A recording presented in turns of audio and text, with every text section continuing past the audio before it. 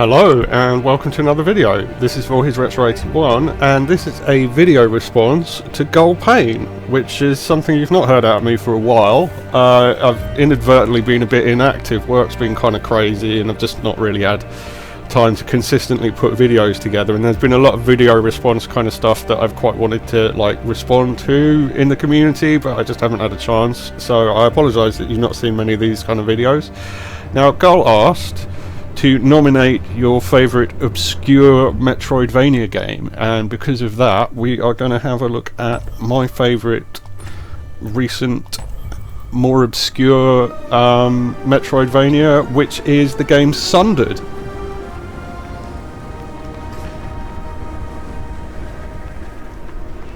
We'll just chill and look at the intro.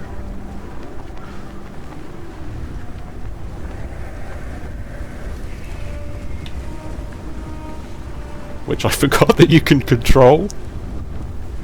But the art style in this is just absolutely beautiful, straight from the get-go.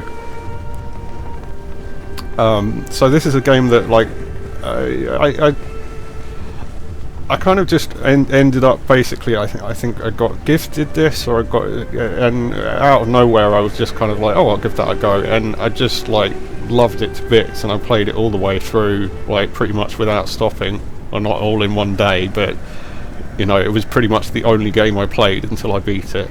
And I just hadn't really heard anything about it. I kind of hummed and hawed about getting it in the past, as there'd been sort of comments about like difficulty and whatnot, and actually there aren't really too many issues with that, I don't think. Sorry about the bing bongs. This joypad doesn't want to stay plugged in, which is a bit frustrating.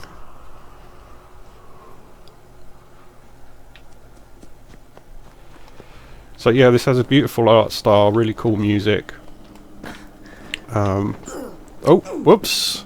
I forgot those are spikes, and I don't have the double jump yet, which I'm used to having, because this is very much a an RPG style Metroidvania. You can unlock abilities as you go along, and there's a whole massive skill tree.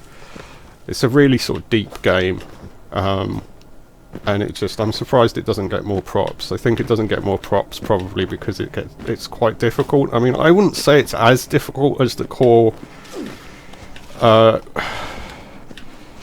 Castlevania Metroidvanias or anything like that. You know, it's not as hard as like the later Mega Mans, like the Advent games, which are Metroidvanias rather than can I hit things yet? No. Okay. Oof.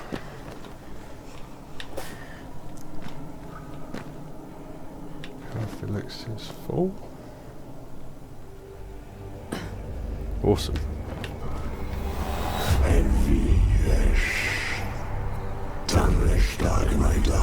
Stühleugaf ist wirklich okay, es ist ein Vergelänzdach. Ein Wegram hat Lever, wegren mit ihr Heffe. Schwang, wirklich auch Chafief sind schon verhebbaren. Ein ganzen sehr stellig, fauschig, wirklich wachknalle. Tritzcha, verhat, und ein Schätzinger vergebs. Ich sei Gelaf, ik weet jullie auf Becherlijkheid. En schalest, uw meekrakraft. Om ik jullie ook kant, let vergelensdag.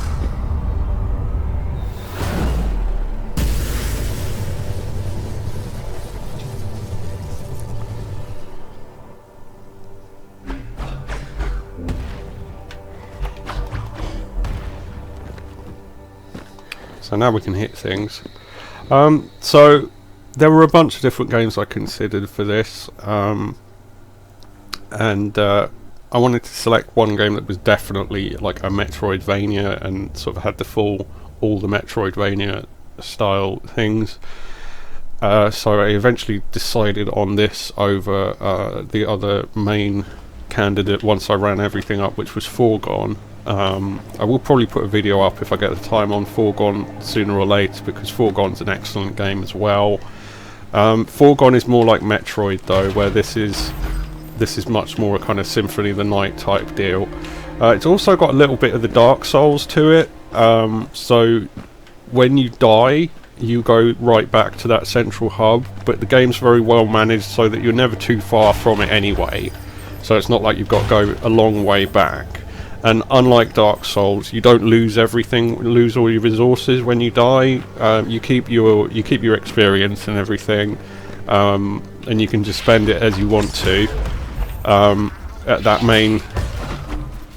main area on your skill tree. So I can't remember if we've got that unlocked yet. Let's go see if we can.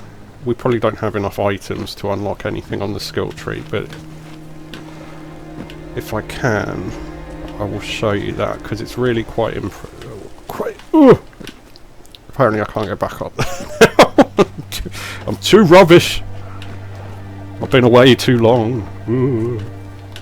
Oh, there we go. That's a bit more like it. There's some Ninja Gaiden level stuff there.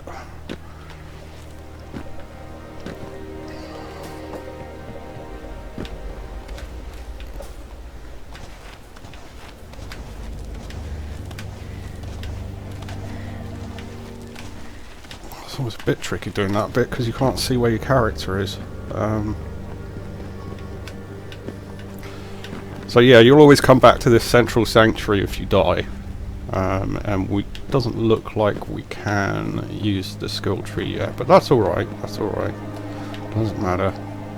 We'll maybe have a look at that at another time.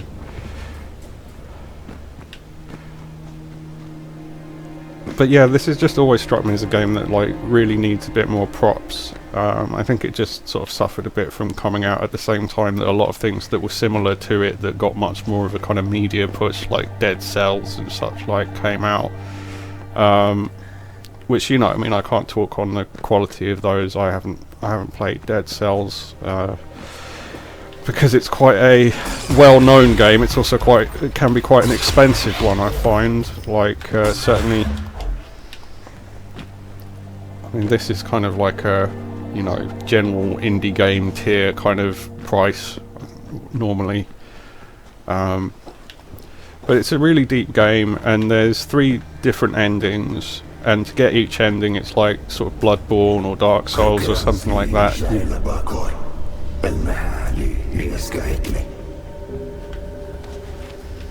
You have to specifically play in a certain way.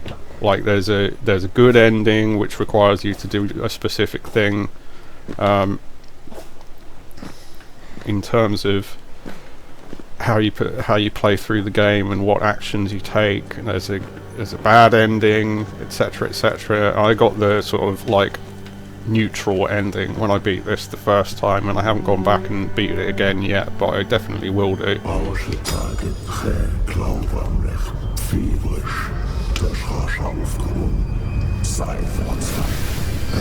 This will give us an unlock.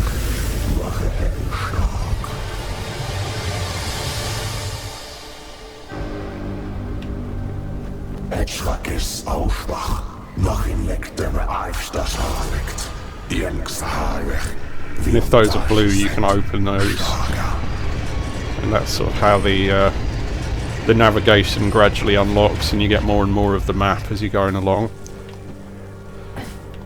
So yeah, just a wonderful game. It's a nice big game. It's a decent run time, probably about 7-8 hours to beat it the first time.